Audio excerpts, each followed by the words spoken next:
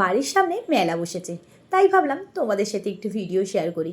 আর এই মেলাটা না সোজা রথ থেকে শুরু হয় উল্টো রথ অবধি। আর আজকে কিন্তু উল্টো রথ।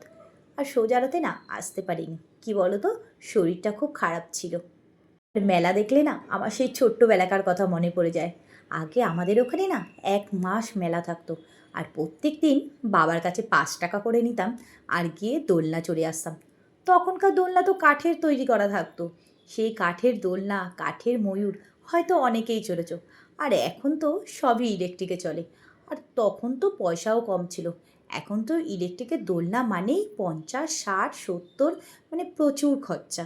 আর সেই আগেকার মতন এখনও কিন্তু ওই হরেক মাল 10 টাকা, হরেক মাল 20 টাকা, ওটা কিন্তু এখনও আছে। সেরম আগেও যেরম ছিল এখনও আছে। কিন্তু হ্যাঁ, জিনিসের দাম অনুযায়ী এখন করে দিয়েছে। আর এখনকার মেলাতে মকটেলের স্টল থাকবেই। আর হ্যাঁ, খাবারের যে আইটেমগুলো সেটা আগেও ছিল, এখনও ছিল। হ্যাঁ, আগের পরিমাণ একটু কম ছিল। এখন যত দিন যাচ্ছে তত ভ্যারাইটিস জিনিস বাড়ছে। আর ফুচকা টুচকা, তারপরে তোমার জিলেপি, এগুলো তো মানে সবাই খেতে খুবই পছন্দ করে। তাই চলে এলাম ফুচকা খেয়ে জিলেপির দোকানে।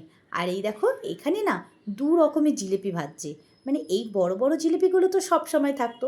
আর এবারে দেখছি ছোট মিনি জিলিপি। তো বেশ কিছুটা নিয়ে নিলাম বাড়ির জন্য।